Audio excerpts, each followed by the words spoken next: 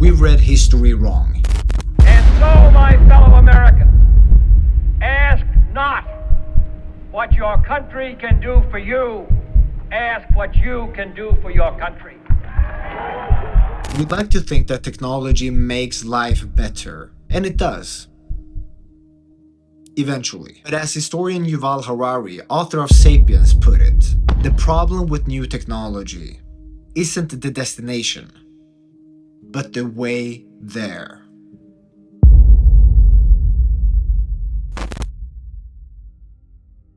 When new technology shows up, and it promises to make life better, it often comes with one very specific problem. Society doesn't know how to use it yet. There's no playbook for new technology.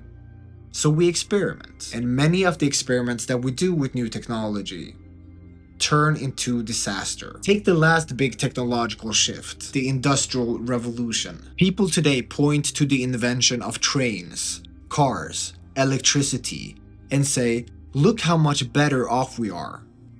Those doomsday predictions saying cars and electricity would kill us all were wrong.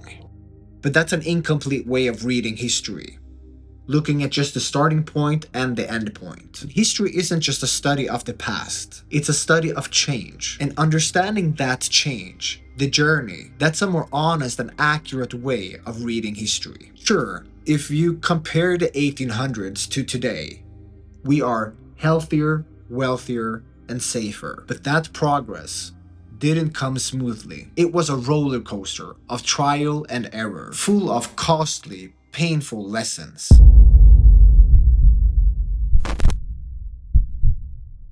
When industrial technology first emerged, nobody knew how to build an industrial society. There was no model to follow. No playbook. So people tried different models, some of them disastrously harmful. One big idea at the time was that an industrial society needed an empire. The logic was simple.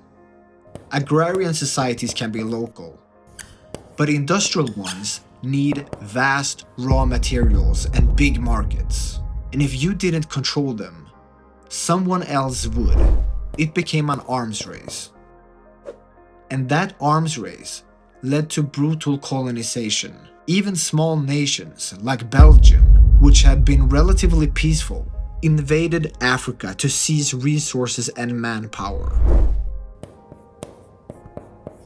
Hundreds of millions of people suffered terribly for generations, all because of bad ideas about how to build an industrial society. It took decades for people to realize that you don't need an empire to industrialize. Other terrible experiments included totalitarian regimes, communist and fascist governments. At the time, and this is interesting, a lot of people believed that democracies couldn't handle the scale of industrial power.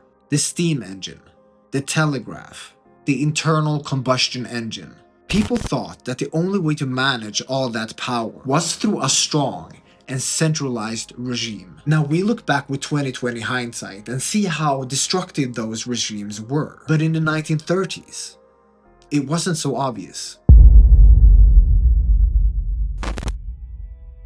The Industrial Revolution was pretty painful for a lot of years before it became a net positive for society.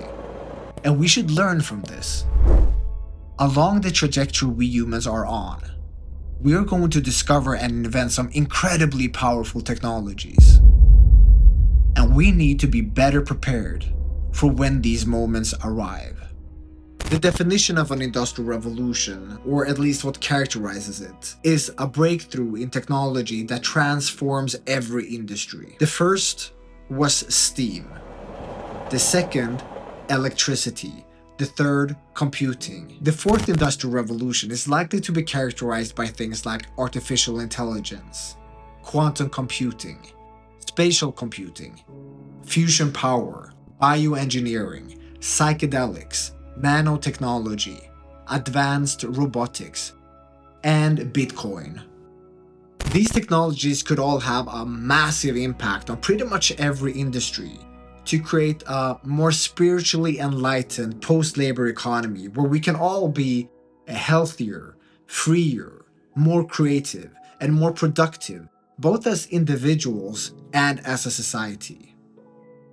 At least that's my hope. My fear with Bitcoin and the Bitcoinization of society isn't the destination, but the way there. No one has any idea how to build a Bitcoin society. And if history has taught us anything, it's that we should be humble and careful with new powerful technologies, because we might have to go through another round of terrible experiments before we figure it out. So, what might go wrong with Bitcoin?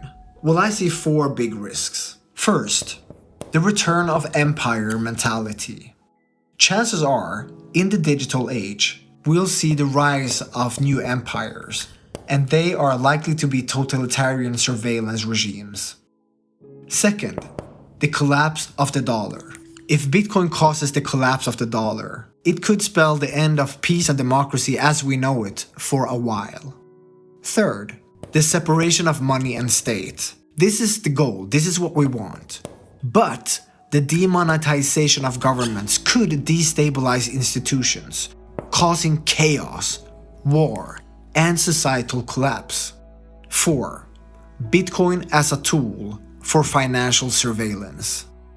Bitcoin is a powerful tool for freedom, but it's also a powerful tool for surveillance. If the ecosystem around Bitcoin somehow becomes hijacked, we could end up with a financial system that tracks our every move, leading to a true Orwellian nightmare. These aren't far-fetched scenarios. They're echoes of what happened during the Industrial Revolution, and they could happen again.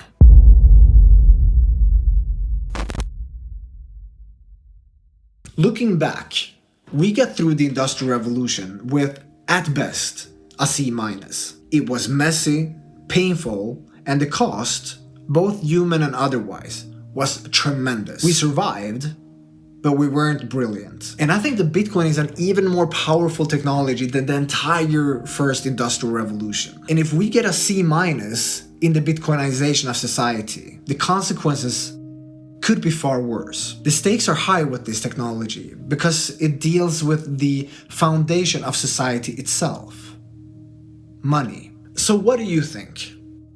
Will Bitcoin lead to a brighter future, or are we in for another dark chapter of history? Let me know what you think in the comments below. Peace out.